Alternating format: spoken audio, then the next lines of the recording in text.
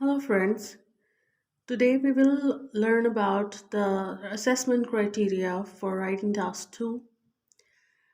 कुछ भी सीखने से पहले आइलेट्स में हमें ये जानना बहुत ज़रूरी है कि वो चीज़ कैसे इवेलुएट की जाने वाली है। चेक करने वाला हमसे क्या एक्सपेक्ट कर रहा है उस टास्क में से।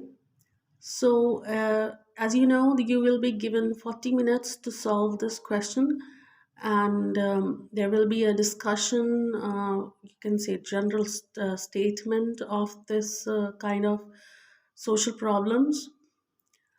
सो अलग अलग तरह के होते हैं, ये हम सबको पता है कि यस अग्री डिसअग्री वाले ज़्यादा पॉपुलर हैं एंड प्रॉब्लम सॉल्यूशन वाले ज़्यादा पॉपुलर हैं। सो इनको असेस किए जाने के लिए एक जनरल जो ये रहेगा आपका क्राइटेरिया इसको सॉल्व करने का, कि आप एक इंट्रोडक्शन पैराग्राफ रखें जिसमें आप पैराफ्रेज करें क्वेश्चन को। क्वेश्चन जो भी हो, कोई भी स्टेटमेंट हो, उसको अपने पॉइंट ऑफ व्यू से थोड़ा एक्सप्लेन करें, उसको डिस्कस करें इंट्रोडक्शन पैराग्राफ में। फिर सेकंड BB1 बॉडी पैराग्राफ 1 में आप रेलेवेंट आइडियाज़ डालें अपने, जो आपको लगता है या जो आपने उस टॉपिक के बारे में जनरली सुना है। नेक्स्ट विल बी, आप ये सबसे ज़्यादा ज़रूरी है कि आप एक एग्जाम्पल ज़रूर डालेंगे, या तो अपनी लाइफ से या सोशल लाइफ से, या आपने न्यूज़ में कुछ सुना हो उस टॉपिक के बारे में, तो आप एक एग्जाम्पल ज़रूर डालें, छोटी सी 3 लाइनों की। और उसके बाद इसको रैप अप करें, क्योंकि what they want in cue card and writing task 2 is you should start a topic, move it a little, put an example and wrap it. कोई बात शुरू करें, उसको थोड़ा सा आगे बढ़ाएं, एक अपने जो पर्सनल लाइफ एक्सपीरियंस बताएं और फिर उसको समेटें ज़रूर. So that is what they want in task 2 and cue card. So uh, this is how you should solve it, क्योंकि ये एक बहुत अडेक्वेट तरीका है कि आपने किसी चीज़ को एक्सप्लेन करना शुरू किया और आपने उसको सही तरह से बंद भी किया, लाइक उसको आपने रैप अप भी किया, ताकि इसके बाद मैं और कुछ इस बारे में नहीं कहना चाहता। सो उस चीज़ को जो है कंक्लूड करना काफ़ी ज़रूरी रहता है। कुछ ये जो असेसमेंट क्राइटेरिया हैं, this I have taken from the Cambridge book, so this is almost very much appropriate. So they will expect you to present the solution to a problem, present and justify an opinion. कोई भी अगर problem solution वाला है तो आप solution को और problem को दोनों को अच्छे से एक्सप्लेन करें, पेश करें, प्रेजेंट करें। और या अगर ओपिनियन वाला है तो आप ओपिनियन को जस्टिफाई करें कि मैं अगर ऐसा मानता हूँ तो उसके पीछे क्या कारण है।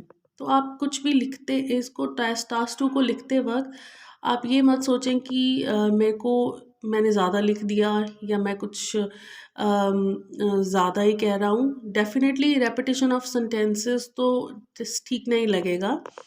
आप क्या करें कि एक बार लिख के अपने जो आपको रेपिटेटिव लग रहे हैं उनको इरेज कीजिए और देन स्पेसिंग कीजिए।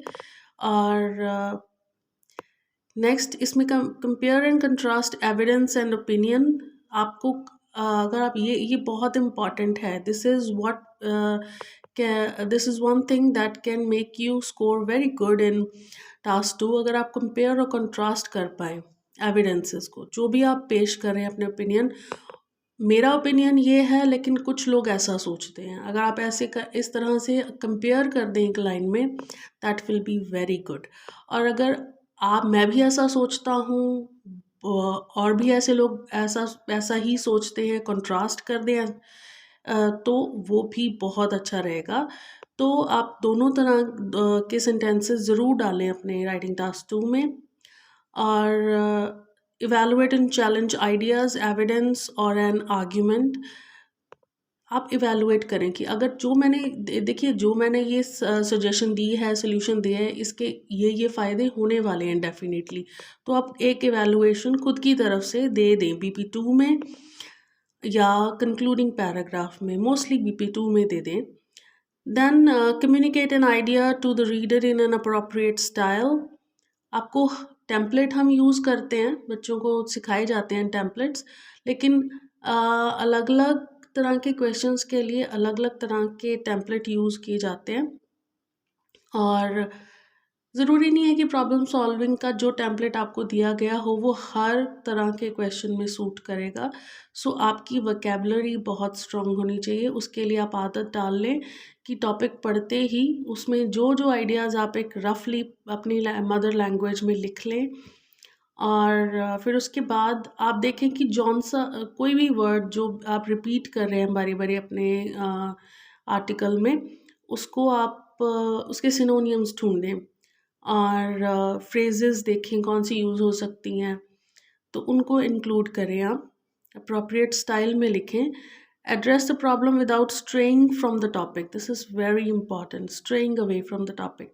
मोस्टली बच्चों से ये हो जाता है कि टास्क टू और ये तब होता है जनरली जब आपको टॉपिक या तो आता है, आपने बहुत पढ़ा है उस टॉपिक के बारे में, है ना? जैसे कि जंक फूड के बारे में कोई टॉपिक आ गया तो आपने बहुत कुछ सुना है, बहुत कुछ पढ़ा है, तो तब हम लॉट्स ऑफ आइडियाज़ के कारण स्ट्रे अवे हो जाते हैं, टॉपिक से भटक जाते हैं, कुछ भी डालने लगते हैं या वही बात को बारी बारी करने लगते हैं कि it's bad for the health, it's very wrong, this and that. So ये नहीं करना आपको। एक रीड करते जाएं। ये प्रॉब्लम कैसे जाएगी कि आप कुछ भी 3-4 लाइनें लिखने के बाद उनको एक बारी निगाह फटाफट क्विक रीडिंग देके देख लें कि मैंने कहीं रिपीट तो नहीं कर दिया कोई आइडिया। अगर किया है तो इरेज़ करके उसको फिर स्पेसिंग सेट करें, और अगर नहीं किया है तो that's very good. Then grammar and syntax accurately. Syntax होता है सही शब्दों को सही जगह पे रखना, राइट? तो वो आपका सही होना चाहिए। और grammar definitely, it's very obvious that you should be grammatically correct. Then appropriate language in terms of register, style and content. किस स्टाइल में बात कहनी है, आप हर जगह बहुत भारी भारी शब्दों से, बहुत बड़े बड़े शब्दों से बात को पेश ना करें। आप जिस तरह से रजिस्टर, जिस तरह से बात को पेश करना चाहिए, जिन शब्दों के साथ, जिन एडजेक्टिव्स के साथ, आप उस तरह से ही उसको पेश करें। और कंटेंट, जो भी आप उसमें लिखें वो आपका रेलेवेंट होना चाहिए, जितना ज़रूरी है उतना ही लिखा होना चाहिए। So this is what they want. इस चीज़ का बर्डन ना लें, उल्टा सिस्टम को सीखें और हाईएस्ट स्कोर्स लें। And all the best from my side. If you like my channel, please subscribe it and share and leave your comments for any kind of suggestions and questions.